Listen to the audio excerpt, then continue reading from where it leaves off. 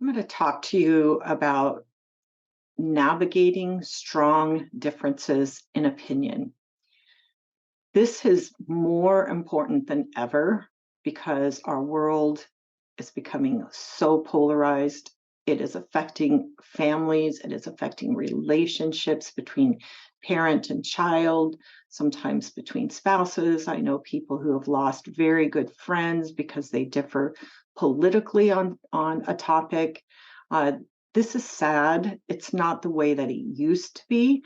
It used to be that families sitting around the table had robust communication and discussion about topics, and it was considered good if people brought up different opinions, and it was considered enjoyable and stimulating mentally to hear other people bring up different points and different thoughts, and all of this was a positive thing. In fact, if you read in some of the literature years back, not even that far, the description of a dysfunctional family would be one where you cannot talk about differences. Everyone had to be the same. Everyone had to think the same.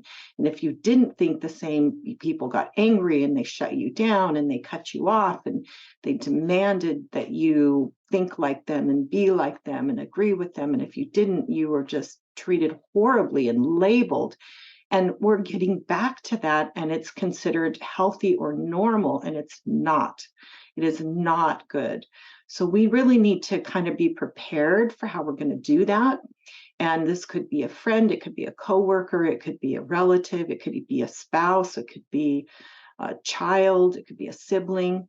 So how are you going to do that? Well, you don't have any control on what the other person does. You only have control with yourself. You don't have control over what the person says or if the person brings it up. I've talked to people who have had an agreement with a friend, let's just agree to disagree and not discuss anything about politics or not discuss anything about religion.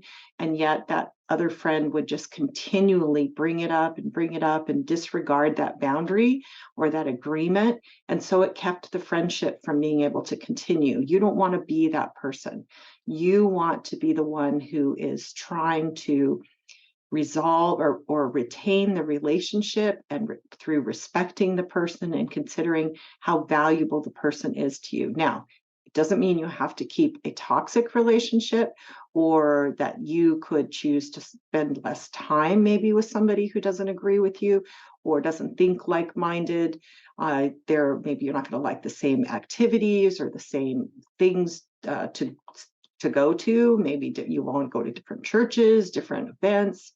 You would watch different things on TV, so some of this does affect closeness and how much time you spend with that person, but it doesn't mean you have to dissolve the relationship, especially just because you're arguing and bringing stuff up. So here are some of the tips. First of all, don't argue or lecture. You're not going to get anywhere. When you have somebody that has a strong opinion, you will not move that person most likely. I am certain that person already knows what you think about these topics because you have both probably brought this up before and you have found out that you disagree. So there is absolutely no reason to bring it up again and to try to argue and change that person's mind. Don't do it. The next one is to not equate a person's worth with their belief.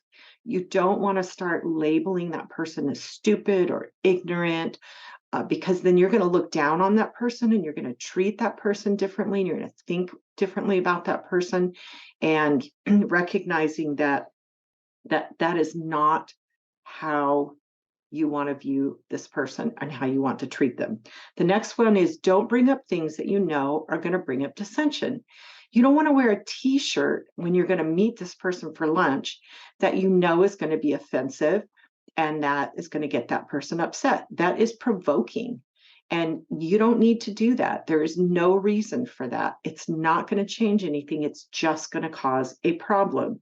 It's better to stick to neutral subjects or subjects you know are not going to cause there to be a problem, or to just completely avoid, certain things that will cause division.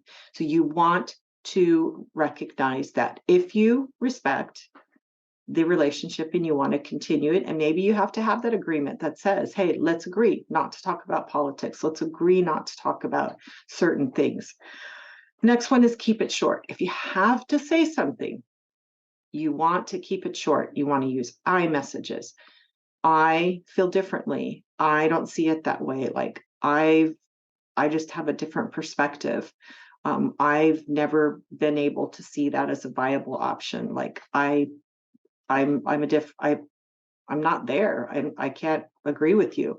Or something like, we disagree, but I love you and I value you. Or to your child, you can say, we have a completely different view on that, but I raised you to think for yourself, and it looks like you're doing that. If you give this person respect with their opinion, you are going to have more influence on that person that way than if you argue with this person and label the person and tell the person that you don't respect what they think and that you think that they're stupid. And it doesn't matter if you think they're wrong. You're not going to be the one to convince them. It's not going to work if you have somebody that has a strong opinion because you're going to start arguing. You don't want to lie or pretend to agree, though. You don't want to be a peacekeeper or a people pleaser to the extent that you actually pretend that you agree with something or support something that you don't. That's not being real. It's not being honest. And the person's going to eventually find out or going to know that you're doing that. And that is not going to bring respect or mutual trust in your relationship. So do not do that. So there are going to be some circumstances or some relationships where the other person is going to be intolerant and is not going to want to have a relationship with you. I hope that's not your children, that if you don't agree or if you vote differently, then they cut you off for that. That is absolutely not what God had in mind or the way that it should work in families. And I'm not talking about reasons when people have toxic situations. There are times you have to cut off toxic parents or toxic relationships.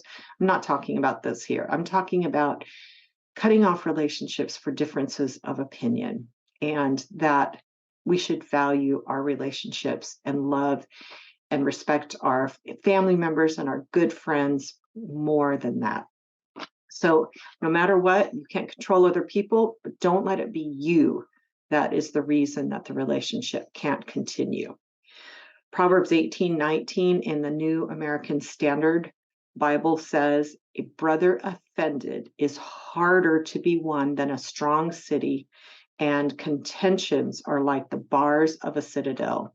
So in other words, once you offend somebody, once you get somebody upset and somebody like they're kind of standing against you, it's going to be really hard to get that person to soften. And Proverbs 26:20, same version, says, for lack of wood, the fire goes out, and where there is no whisperer, contention quiets down. So when you don't argue and you don't keep talking and you don't keep pushing a subject or bringing up something, it is going to be a whole lot calmer than if you are the one that's bringing up subjects that you know are going to cause problems. So I hope that this gives you something to think about and something to consider. And I should have put this video out a long time ago. This has been going on for a while, but I'm sorry that I just have been thinking more and more about this, doing a video on this lately. And so there's going to be plenty of opportunities for all of us to use this in the future for sure. So thank you for watching this video on Change My Relationship, and please go to my website and check out all of my resources.